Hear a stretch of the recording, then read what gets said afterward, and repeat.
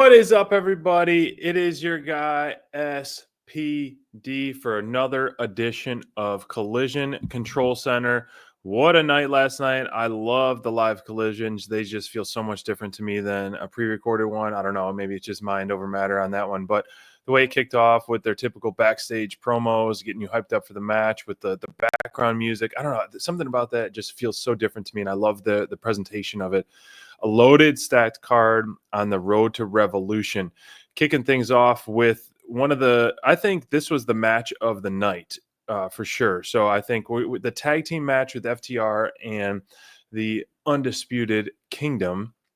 And I think this was definitely the best wrestled, the best storyline of the night in terms of just what we're going to see. And, I don't really know what to expect moving forward from this. I expected a lot of boos and a lot of heel-ish tendencies for the UK, in my opinion, but they were getting way more cheers than I expected. Are we seeing FTR maybe lean the other way? I don't know. I hope not, because of the whole rated FTR and the heart and soul. The FTR is definitely some of the heart and soul of AEW right now. And so I love this match. Controversial endings in a sense. I'm curious if you guys all appreciate this. FTR is the best tag team in the world. They're one of the GOATs of all time, and I feel like losing to these guys was not the best decision. I wouldn't have done that. I mean, I want to see FTR get some momentum, and then moving forward into 2025 and really make a splash with the tag division. Kenny Omega promo from his hotel room or his home, wherever it was, setting out the groundwork, the lines, and kind of hitting at some stuff in the past. I'm glad he kind of resurfaced that. If this is going to maybe come into effect, or are we going to see some of what's going to happen at Revolution, whether some people make some reappearances. I'm excited for Revolution. I really hope we kind of get the whole gang back together in terms of superstars who have been missing: Young Bucks, Wardlow, Keith Lee, anyone and everyone who's been kind of off the shelf, even DMD, Britt Baker. I want to see back. I want to see AEW at full force. And this promo, I'm pumped for the show. I cannot wait for that match at Revolution. Swerve Strickland going toe-to-toe with Clark Connors. The commentator team did a great job, and the video packages of letting us know who really Clark Connors is and how this is his second match back in AEW. But this is definitely a showcase of Swerve, and it's going to be such a battle at Revolution with Swerve and Ricochet. I cannot wait for that one. But I feel like this is maybe looking into the future a little bit. Clark Connors with the video package, with the Bullet Club Gold group, and then you have Gabe Kidd in here. So are we going to see some kind of alliance infiltrate AEW led by our team captain Swerve Strickland? Maybe not. I don't know. But that brings me to a point here that our buddy Mindrunner has a nice hot take in regards to Swerve. Whose house? Swerve's house. And we're going to show it now.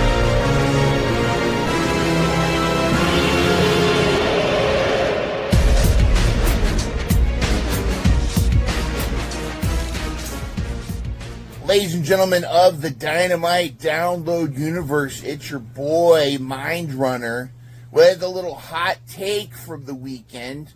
Hope you enjoyed that awesome Collision. Collision's really stepping up. I'll leave it to SPD for the actual coverage, but I wanted to point out something very interesting that I was thinking about after our Thursday show. We've always been talking about who will be the one to dethrone Moxley, to stop the Death Riders completely, and it looks like it's Cope right now. He's trying to take out the Death Riders one by one. However, I don't think at Revolution Cope is going to be able to get it done. It's just not going to happen. I also predict that Jay White will turn on Adam Copeland and possibly try to attack Christian and somehow try to cash in, but do not trust Jay White. He is the Switchblade after all. But the storyline for who will be the one, or as I'm about to say, the ones that are going to stop Moxley once and for all. Moxley has even said as much.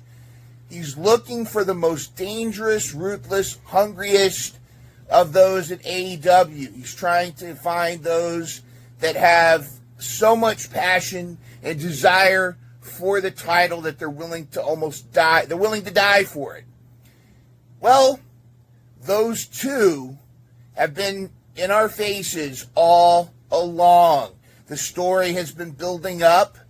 I ask you, think about it. Who are the two most dangerous men in AEW? Two men that have bled together. They're literally blood brothers. They hate each other almost as much as they want to defend AEW. And now they're going to have to join forces to defeat Moxley. And I'm talking about Hangman Adam Page and this man, Swerve Strickland. That's right. Swerve and Hangman are going to have to put their differences aside to fight a greater enemy, the Thanos of AEW, Jon Moxley. And I think it's going to end, and it's going to climax in a match called Blood and Guts.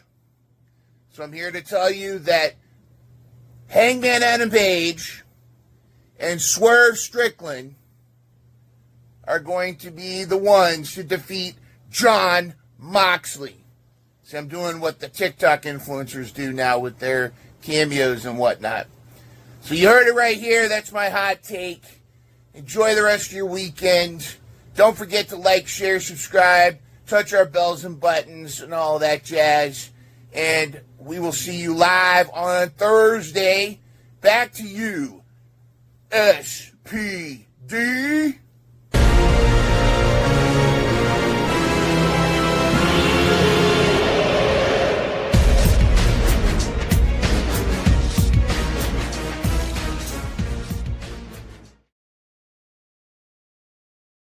Thanks for that hot take, Mon Runner. The shades were on because it was on fire hot take. Now, I won't elaborate too much on how I feel about that, but I do love the way you're going on that. And talk about, I know these guys weren't enemies, but they're friends, but they might have to team up to kind of take down a common enemy with the infantry and the Shane Taylor promotions, because this is unfortunate because, I guess it protects both guys. Both guys are protected after last night's match for the TNT title.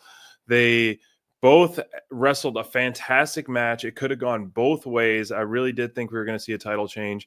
I think actually the split decision kind of elevated both guys to show what they can go in the ring. And I was really, really impressed by both of them. A great reminder of why Daniel Garcia is the TNT champion and how he's came.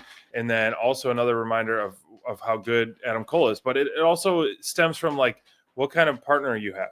Adam Cole, it's no secret the size that he is, and then Garcia the size he is. So if you have mirroring images almost of the same build and same-ish styles, you're going to work so well together. So this one was a banger match. I like the decision. Now, an interesting turn of events, we're going to see the trios team that we didn't know we needed or wanted. We got the boom Big Justice on Team Mindrunner, and then OC and Mark Briscoe teaming up with MXM and Johnny TV for the pre-show. Definitely going to be a crowd pleaser on Revolution. I won't spend too much time on that one. But the second match of Queen Aminata and Julia Hart kind of was a head scratching when they announced this so late in the game.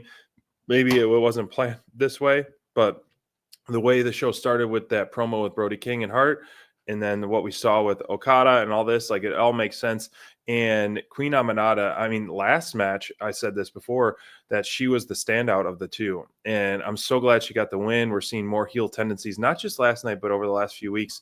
And with that awesome finisher, I don't know if it's a new move she's been doing, but it was a great booking, both in the match. Could we see Queen Aminata join forces with, I saw online, I wish I could take credit of this, the Hurt Syndicate? that would be an awesome addition for her to have that.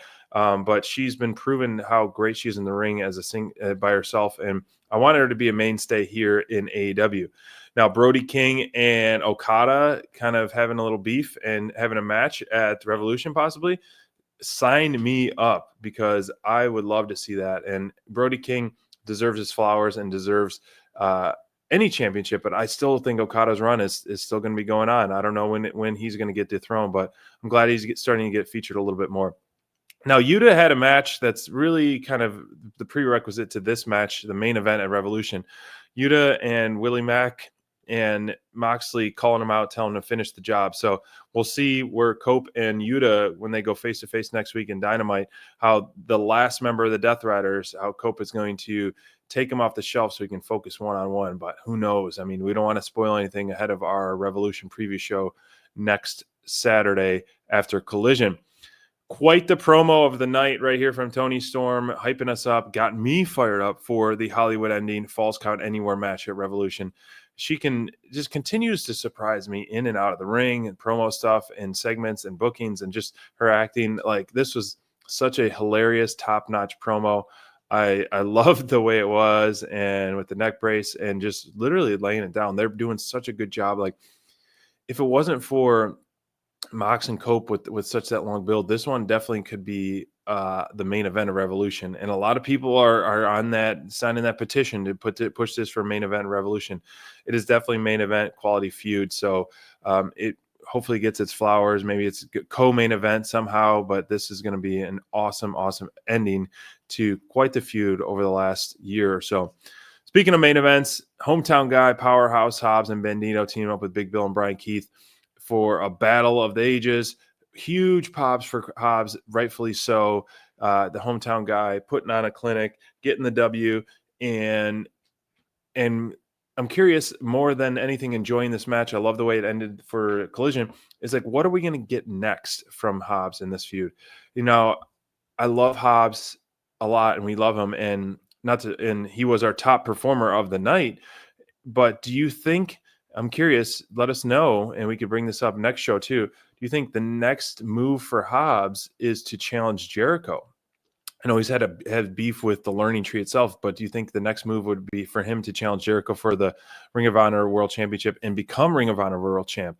You know, Bandito didn't get it done. He already had his chance. So I don't know if he would get a rematch or whatever it is, if that's still kind of like the plan, or do we segue to Hobbs? Because would Hobbs do that, or does the Learning Tree eventually break up? I would love to see Hobbs as a Ring of Honor World Champ. That would be pretty sweet.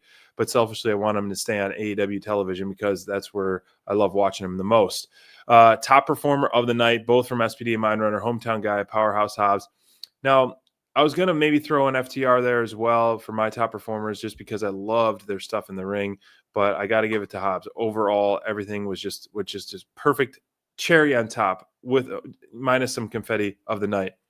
Revolution, if you're watching this show, which we air on Sunday, Collision Control Center, 1 week from today, March 9th. Can't wait. Going to be one of the best pay-per-views of the year. The card is starting to shape out to be pretty intense. I mean, look at this. This is just going to be such a pure wrestled match, or pure wrestled card. Not too many gimmick stuff. And every single match is just going to be like, I mean, as a audience member in the crowd, you're going to get, hopefully you eat your Wheaties and drink your coffee, because it's going to be quite a marathon of a show.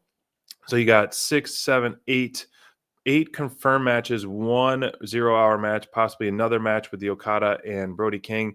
Man, I am pumped up for this. So this is our upcoming schedule we got going. We got Dynamite Download this Thursday, the 6th, for 9 p.m. or episode 173. And, you know, I got a little typo here. We got this. Mindrunner and I are going to try something out. We're going to go move our show to 10 p.m. Eastern Standard Time for the next few weeks and see how it goes. But this is a little typo. It's going to be 10 p.m. Eastern Standard Time for our next Dynamite Download, like we were this past week. Revolution is going to be live immediately following Collision, so tune in, make those bingo picks. And Tuesday at 10 p.m. Eastern is going to be our +3 draft, adding more members just before we go live on Dynamite, so we can try to maximize every single point that we have available going into our draft and ending season 5 at Double or Nothing.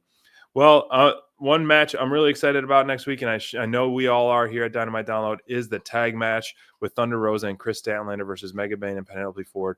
It's going to be an absolute banger, hard hitting, some revenge from Thunder Rosa. I feel like a revenge tour is in store. So Dynamite is going to be on fire next week. Thank you all for joining us for Collision Control Center. And like I said, we'll see you on Thursday for Dynamite Download at 10 p.m. Eastern Standard. And then we got a busy week with Revolution's preview show and our +3 following that. So thank you guys for tuning in, and I'll see you soon on Thursday.